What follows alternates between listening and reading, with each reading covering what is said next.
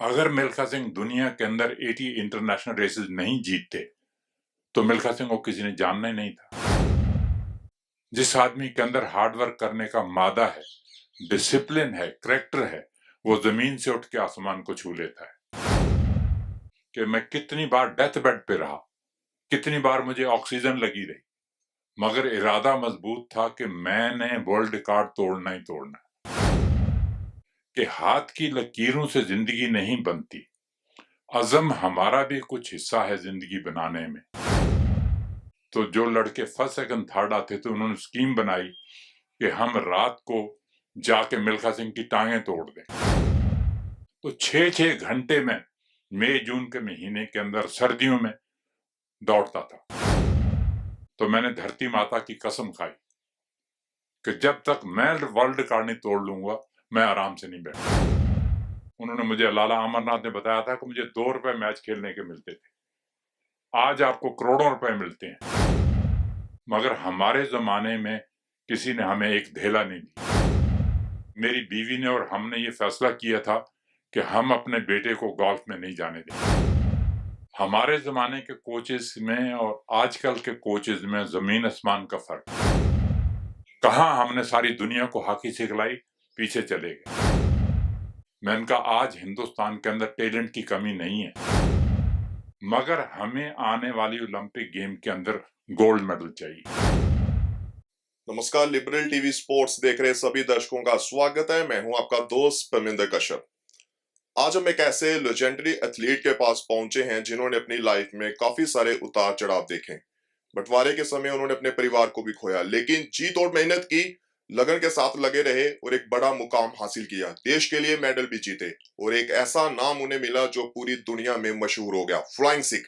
जी हाँ, हम पहुंचे हैं मिल्खा सिंह जी के घर और उनसे काफी सारी बातचीत करेंगे, उनके करियर को लेकर, उनकी फिटनेस को लेकर और आजकल के जो खिलाड़ी है उनको लेकर भी चर्चा करेंगे। सर, सबसे पहले स्वागत आपका लिबरल टीवी स्पोर्ट्स पर। भाई, मिल्खा सिंह की तरफ से लिबरल टीवी स्पोर्ट्स चैनल वालों को बहुत बहुत प्यार और नमस्कार। जो आपने मेरे घर पे आए हैं इंटरव्यू लेने के लिए, मुझे बहुत खुशी है। क्योंकि आजकल आपको मालूम है कि सारी दुनिया में लोग दौड़ रहे हैं। जी सर। टीवी चैनल वाले भी, आपका भी टीवी चैनल है, इसी तरह से मेरे ख्याल और भी 15-20 से बल्कि 30 टीवी चैनल और होंगे जो हर आदमी जो है अपनी दौड़ में लगा हुआ आगे निकलने के लिए। तो मेरी बेस्ट विशेस आपके साथ हैं। मैं आपको सिर्फ इतनी बात कहना चाहता हूं कि अगर किसी भी फील्ड के अंदर, क्योंकि हर जगह दौड़ लगी हुई है, आपकी टीवी चैनल्स के अंदर भी दौड़ है, स्पोर्ट्स के अंदर भी दौड़ है, डॉक्टर्स हैं वो भी दौड़ रहे हैं, इंजीनियर हैं वो भी दौड़ रहे हैं। मगर मैं आपको ये बता देता हूं कि लोग उसी को रिकॉग्नाइज करते हैं जो आदमी आगे निकल जाता है। समझते हो कि नहीं? अगर आप आए, आपका टीवी चैनल है, मेरी बेस्ट विशेस आपके साथ हैं। तो हार्ड वर्क के बगैर आप दूसरे टीवी चैनल के साथ मुकाबला नहीं कर सकते। तो मैं जहां भी जाता हूं ये शेर सुनाता हूं कि वो ये शेर है कि हाथ की लकीरों से जिंदगी नहीं बनती। अगर ये हाथ की लकीरें आप दिखाएं जाकर ज्योतिषी को, ज्योतिषी आपको बड़े से बड़ा आदमी बना देता है। मगर मैं सेल्फ मेड आदमी हूं, मैं इन चीजों में बिलीव नहीं करता कि भाई ज्योतिषी जो है आपको कहता है जी आप तो मिनिस्टर बन जाओगे, आप इंजीनियर बन जाओगे, आप डॉक्टर बन जाओगे, मगर मैं इन चीजों में बिलीव नहीं करता। तो ये शेर को कंप्लीट करता हूं कि हाथ की लकीरों से जिंदगी नहीं बनती, अज़म हमारा भी कुछ हिस्सा है जिंदगी बनाने में। अज़म का मतलब ये है, उर्दू का लफ्ज है ये, कि जिस आदमी के अंदर विल पावर है, जिस आदमी के अंदर हार्डवर्क करने का मादा है, डिसिप्लिन है, करेक्टर है, वो जमीन से उठ के आसमान को छू लेता है। आज मैं आपको 2-3 जिंदा मिसाल देता हूं। जो लोग गुजर चुके हैं उनकी तो मिसालें बहुत हैं, मगर जो लोग जिंदा हैं उनकी मिसाल देता हूं। आज मिल्खा सिंह आपके सामने खड़ा है, जिंदा मिसाल है। आज मोदी जी यहाँ पे हैं, जिंदा मिसाल है। आज ओबामा जी का नाम आपने सुना है? ओबामा जी जो हैं, कितनी पावरफुल कंट्री के वो प्रेसिडेंट बने। वो कौन से खानदान से आते हैं आपको मालूम है? नहीं मालूम है। उनके जो ग्रैंडफादर थे वो आर्मी में कुक थे। ओबामा जी के फादर जो थे वो भेड़ बकरी चराया करते थे। वहां से वो उठे और इतनी पावरफुल कंट्री के प्रेसिडेंट बने। आगे चलिए मोदी जी की तरफ। मोदी जी के बारे में लोग कहते हैं जी वो तो चाय बेचते थे। नो डाउट अबाउट इट, हम नहीं कहते, वो खुद भी कहते हैं कि मैं चाय बेचता था स्टेशन पे। आपको मालूम है ना इस चीज के बारे में? खुद भी कहते हैं वो। मगर देखो कहां से उठे और कहां पे पहुंचे कंट्री के प्राइम। कितने लोग पढ़े लिखे पढ़े हैं, कितने पॉलिटिशियन पढ़े हैं, सबको सबसे आगे निकल गए। तो आज मिल्खा सिंह की जिंदा मिसाल आपके सामने है। अगर मिल्खा सिंह हार्डवर्क नहीं करते, अगर मिल्खा सिंह दुनिया के अंदर 80 इंटरनेशनल रेसेस नहीं जीतते, तो मिल्खा सिंह को किसी ने जानना ही नहीं था। तो जब मैं ट्रेनिंग करता था मुझे याद है कि मैं कितनी बार डेथ बेड पे रहा, कितनी बार मुझे ऑक्सीजन लगी रही, मगर इरादा मजबूत था कि मैंने वर्ल्ड रिकॉर्ड तोड़ना ही तोड़ना है। मर जाऊंगा मैं वर्ल्ड रिकॉर्ड तोड़ के रहूंगा। तो ये किसी भी फील्ड के अंदर मैं हमेशा यही कहता हूं कि इंसान इरादा बना ले कि मैंने ये काम करना है, उसको दुनिया की कोई ताकत रोक नहीं सकती। तो इसलिए मैं यही एडवाइस करना चाहता हूं आपके चैनल से भी कि आप आगे बढ़िए। मुझे खुशी है कि आपका चैनल जो है नंबर 1 होना चाहिए। मजा तो तब है कि आप मिल्खा सिंह से बात करने के लिए आए हैं, तो ये हो कि लोग कहें कि यार ये तो कमाल कर दिया इस टीवी चैनल में, तब मजे वाली बात है। और क्या पूछना चाहते हैं आप? पूछिए। तो चलिए, ये मिल्खा सर ने बताया कि किस तरीके से अगर आप हार्ड वर्क कर सकते हैं, आप में टैलेंट है, तो आप जमीन से आसमान को छू सकते हैं। सर, एक और जो दर्शक जानना चाहते हैं कि मिल्खा सिंह के बारे में हर कोई जानता है, उनको फ्लाइंग सिख का नाम मिला, लेकिन मिल्खा सिंह से फ्लाइंग सिख बनने का जो एक लंबा सफर है, एक स्ट्रगल जरूर होता है, मेहनत, कड़ी मेहनत लगती है। तो कहीं ना कहीं लोगों को पता नहीं होता कि एक अच्छा बेहतर खिलाड़ी बनने के पीछे, पर्दे के पीछे कितनी मेहनत करते हैं वो खिलाड़ी। आप अपने बारे में जरूर बताएं कि वो नाम जो आपको एक बड़ा नाम मिला, जो मशहूर हो गया पूरी दुनिया में। देखो बच्चे, आज अगर मिल्खा सिंह का नाम सारी दुनिया में मशहूर है, अगर इंडिया का नाम सारी दुनिया में मशहूर है, तो मैं समझता हूं कि क्रेडिट जाता है वो आर्मी को जाता है। अगर मैं आर्मी नहीं ज्वाइन करता तो शायद इस मंजिल तक मैं नहीं पहुंच पाता। क्योंकि मिल्खा सिंह को तो ये मालूम नहीं था, क्योंकि गांव से वो आया, जब पार्टीशन हुई तो उसको ये मालूम नहीं था कि 100 मीटर क्या होता है, 400 मीटर क्या होता है, और कॉमनवेल्थ गेम्स क्या होती हैं, एशियन गेम्स क्या होती हैं, ओलंपिक गेम्स क्या होती हैं। मिल्खा सिंह को कुछ मालूम नहीं था। जब मैंने आर्मी ज्वाइन की 1951 में, तो वहां पे जाके पता चला कि यहाँ क्रॉस कंट्री भी होती है, और क्रॉस कंट्री के अंदर मैंने दौड़ना शुरू किया। फिर मेरे जो गुरु थे, जो मेरा उस्ताद जो था, उसने मुझे बताया कि 100 मीटर भी होता है, 400 मीटर भी होता है, इस तरह से एथलेटिक मीट भी होती है। तो ये सारा क्रेडिट जो है मैं आर्मी को देता हूँ। और दूसरा, अगर आज मेरा नाम मशहूर है तो मैं क्रेडिट देता हूँ अपने कोच को, जिसने मुझे इतनी ट्रेनिंग दी। कितनी बार मैं डेथ बेड पे रहा, उसने कहा मिल्खा जी आपने वर्ल्ड रिकॉर्ड तोड़ना ही तोड़ना है। तो उसने मुझे टाइमिंग बता दिया कि ये टाइमिंग है। और स्पेशली जब मैं मेलबर्न ओलंपिक में गया, देखो उससे पहले जो जेलसी होती है हर फील्ड में होती है। मुझे मालूम है कि जब मैं सिलेक्शन में आ रहा था, जब ऊपर आ रहा था, जो फर्स्ट सेकंड थर्ड इंडिया में लोग आते थे, वो जेलसी फील करते थे कि ये नया लड़का कहां से आ गया। आपका जैसे टीवी चैनल चला है तो दूसरे लोग भी जेलसी महसूस करते होंगे। तो हर फील्ड में जेलसी होती है। तो जब मुझे मालूम है कि पटियाला की बात है, ये मैं रात को सोया हुआ था, तो जो लड़के फर्स्ट सेकंड थर्ड आते थे उन्होंने स्कीम बनाई कि हम रात को जाके मिल्खा सिंह की टांगें तोड़ दें। तो वो आए, उन्होंने डंडे मारे मेरी टांगों के ऊपर, और भगवान का शुक्र है कि मेरी टांगें नहीं टूटी, मगर जख्म इतने हो गए कि खून निकल रहा था टांगों में से। और नेक्स्ट डे सुबह जो थे वो ओलंपिक गेम्स के लिए ट्रायल थे, उसमें सिलेक्शन होनी थी। तो हुआ ये कि मेरा कोच और मेरा डॉक्टर जो था वो मुझे मना कर रहा था कि मिल्खा जी आप मत दौड़िए, अगर दौड़ोगे आपकी डेथ भी हो सकती है, आपको बुखार है तो आप मत दौड़ो। मैंने कहा नहीं जी, मैंने इतनी मेहनत की हुई है, 2-3 साल हो गए मुझे मेहनत करने के लिए करते हुए, और मैं तो जरूर दौड़ूंगा। जब मैं दौड़ा और मैंने उन लड़कों को जो फर्स्ट सेकंड थर्ड इंडिया में आते थे उनको सबको बीट किया और मैं सिलेक्ट हुआ मेलबर्न जाने के लिए ऑस्ट्रेलिया 1956 ओलंपिक गेम के अंदर। तो वहां पे जाने के बाद जो जो आदमी फर्स्ट आया वहां अमेरिकन लड़का था, मुझे याद है अभी तक। तो वो अमेरिकन लड़का जो था, मैंने कहा मैं इसके पास जरूर से पूछ के जाऊंगा कि वो किस तरह का प्रोग्राम करता है, जो जिसने वर्ल्ड रिकॉर्ड बनाया है 400 मीटर के अंदर, वो किस किस्म का प्रोग्राम करता है। तो मैं उसके घर पे गया, उसको मैंने जाके बताया मेरा नाम, उस टाइम मुझे इंग्लिश बोलना नहीं आती थी, मगर मैं अपना एक साथी लेके गया अपने साथ, जो महेंद्र सिंह, मुझे मालूम है कि उसने मैट्रिक की हुई थी, वो भी गांव का रहने वाला था, उसको भी बेचारे को इंग्लिश नहीं बोलना आती थी।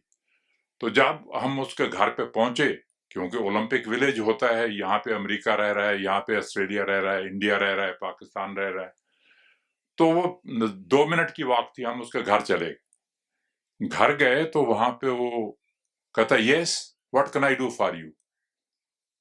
तो महेंद्र सिंह जो मेरा रूममेट था, उसने कहा मिल्खा सिंह 400 मीटर 400 मीटर। तो उसने इशारे से बताया उसको, कहता I am sorry I am busy today, because क्योंकि उसने गोल्ड मेडल जीता हुआ था, सारे प्रेस वाले वहां पे बैठे थे और टीवी वाले वहां पे थे। तो उसने कहा यू कम टुमारो।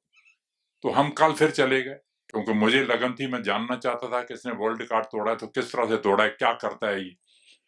तो फिर नेक्स्ट डे हम गए तो उसने मुझे सारा प्रोग्राम लिख के दिया कि मैं कितनी हिल रनिंग करता हूँ, कितनी सैंड रनिंग करता हूँ, और कितने में स्टार्ट लेता हूँ, कितनी क्रॉस कंट्री करता हूँ, कितनी वेट ट्रेनिंग करता हूँ, ये सारी चीजें उसने मुझे बतलाई, लिख के दी।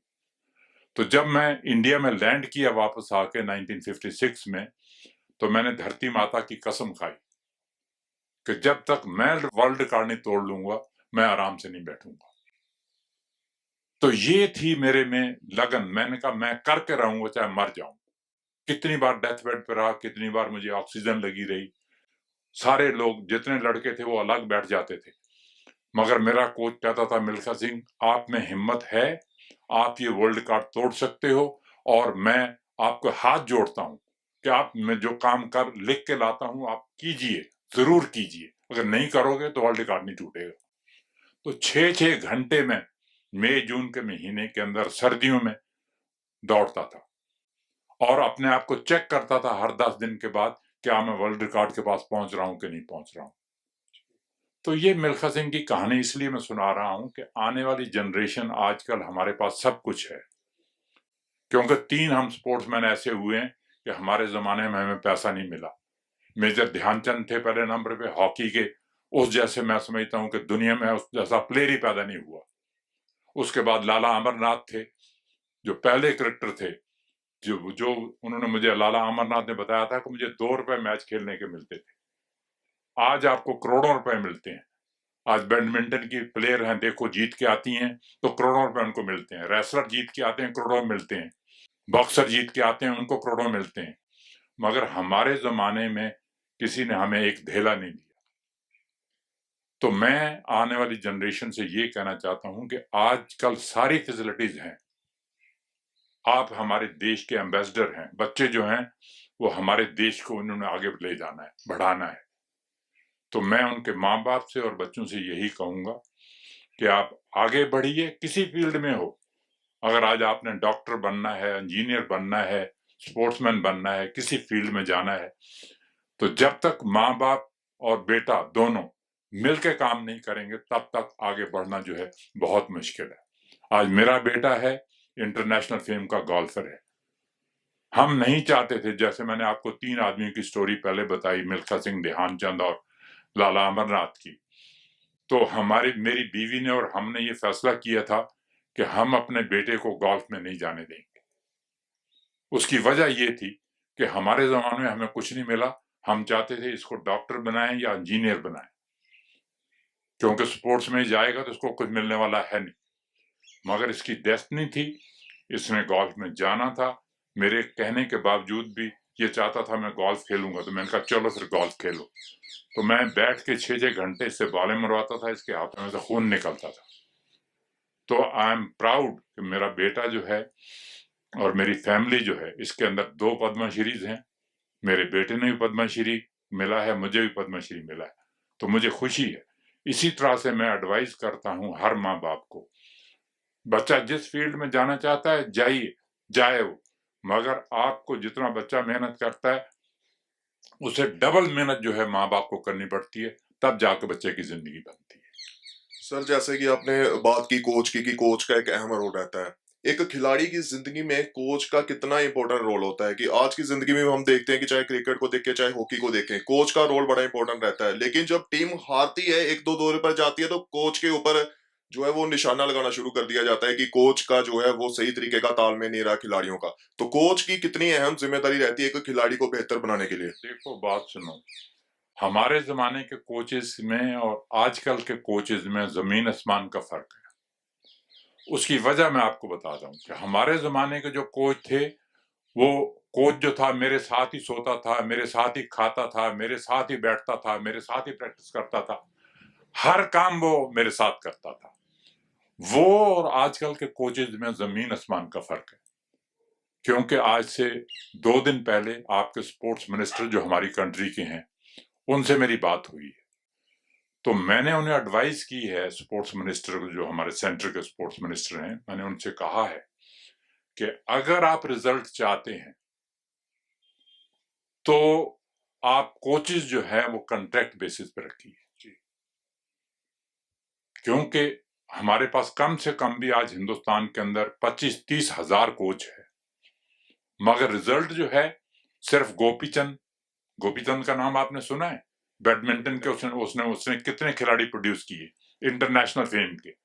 इसी तरह बॉक्सिंग का और इसी तरह रेसलिंग का ये रिजल्ट तो हमें मिला है, शूटिंग के अंदर रिजल्ट मिला है, मगर मेन गेम जो ओलंपिक के अंदर मानी जाती है वो एथलेटिक मानी जाती है। तो आपने कोचेस की बात की, वो मैंने स्पोर्ट्स मिनिस्टर को मैंने कहा है, मैंने कहा आज हिंदुस्तान के अंदर टैलेंट की कमी नहीं है, पैसे की कमी नहीं है, स्टेडियम की कमी नहीं है, कोचेस की कमी नहीं है, मगर कमी है तो आपको बच्चे जो हैं छोटे पकड़ने पड़ने। जैसे ऑल इंडिया स्कूल गेम्स होती है, मैंने सुजेस्ट किया, मैंने कहा उसमें ग्रुप जो है 10 साल का भी आया होता है, 12 साल का भी आया होता है, 14 साल का भी आया होता है, वो बच्चे जो हैं आपको रिजल्ट दे सकते हैं। और कोचेज जो हैं वो कॉन्ट्रैक्ट बेसिस पे रखिए कि आपको कितना चाहिए, आपको 3 लाख चाहिए, 4 लाख चाहिए, 5 लाख महीने का चाहिए, हम देंगे, मगर हमें आने वाली ओलंपिक गेम के अंदर गोल्ड मेडल चाहिए। ऐसे क्या कोचेज चाहिए। क्या लगता है कि जो आगे टोक्यो ओलंपिक्स आ रही है, उसके लिए जो हमारे खिलाड़ी है किस तरीके की तैयारी होनी चाहिए? क्योंकि पिछले साल होना था, कोविड के चलते जो है स्थगित कर दिया गया, अब आगे हो रहा है। देखिए, इस ओलंपिक गेम्स के लिए तो मुझे मालूम है, मैंने मोदी जी को भी सुना है, मैंने स्पोर्ट्स मिनिस्टर को भी सुना है, वो कहते हैं कि आने वाली ओलंपिक गेम के अंदर हम मेडल देंगे, मगर मैं ये समझता हूं कि ये बहुत थोड़ा टाइम रह गया है। अगर आप चाहें एथलेटिक के अंदर आपको मेडल मिल जाएगा, अगर आप चाहें हॉकी के अंदर आपको मेडल मिल जाएगा, या फुटबॉल के अंदर आपको मेडल मिल जाएगा, सवाल ही पैदा नहीं होता। कहाँ हमने सारी दुनिया को हॉकी सिखलाई, पीछे चले गए। कहाँ हम फुटबॉल में भी अच्छे थे, एशियन एक बार एक मुझे मालूम है 62 में हम एशियन में गोल्ड मेडल जीता था, मगर आप फुटबॉल में भी पीछे चले गए। एथलेटिक में जब से इंडिया आजाद हुआ है आज तक सिर्फ 5-6 आदमी हैं जो फाइनल में पहुंचे हैं, मगर मेडल नहीं ले पाए। तो मेडल अगर लेना है तो जो मैं आपको बता रहा हूं कि स्पोर्ट्स मिनिस्टर को ये चाहिए कि एक मीटिंग कॉल करे, जिसके अंदर ओलंपिक एसोसिएशन जो है हमारी इंडिया की, उसके प्रेसिडेंट सेक्रेटरी वहां पे हों, जितनी एसोसिएशन बनी हुई हैं, चाहे हॉकी की है, फुटबॉल की है, एथलेटिक की है, बास्केटबॉल की है, किसी भी गेम की है, उनके सेक्रेटरी प्रेसिडेंट वहां पे हों। मिनिस्टर को वहां पे ये कहना चाहिए कि जब मैं पैसा देता हूं, जब मैं आपको स्टेडियम देता हूं, लेटेस्ट इक्विपमेंट देता हूं, तो आप मुझे रिजल्ट क्यों नहीं देते? तो जब तक ये बच्चे पकड़ेंगे नहीं छोटे से, उनको स्पोर्ट्स एकेडमी में नहीं रखेंगे, जब तक कोचेस कॉन्ट्रैक्ट बेसिस पे नहीं देंगे, रिजल्ट मिलना जो है बहुत मुश्किल है। तो सर, मेरी बेस्ट विशेस आपके साथ हैं, आप आए हैं, मुझे खुशी है। जो चीजें मैंने कही हैं, यही कहना चाहूंगा कि आगे बढ़िए, आगे बढ़ के अपने देश का नाम जो है दुनिया भर में ऊंचा कीजिए। Thank you very much and जय हिंद। तो चलिए, ये मिल्खा सर जी ने लिबरल टीवी स्पोर्ट्स पर काफी अच्छी बातचीत की और बताया कि किस तरीके से जो फिटनेस है उसका भी कितना रोल रहता है और सरकार को किस तरीके से आगे स्ट्रेटेजी बनानी चाहिए कि खिलाड़ियों को आगे लेकर आए, छोटे छोटे खिलाड़ियों को पहले चुने और ओलंपिक्स में इस बार किस तरीके से तैयारी होनी चाहिए और इस बार लगता है कि शायद ओलंपिक्स में मेडल आ सकता है। तो बाकी खबरों के लिए देखते रहे आप लिबरल टीवी स्पोर्ट्स। मुझे दीजिए इजाजत, धन्यवाद।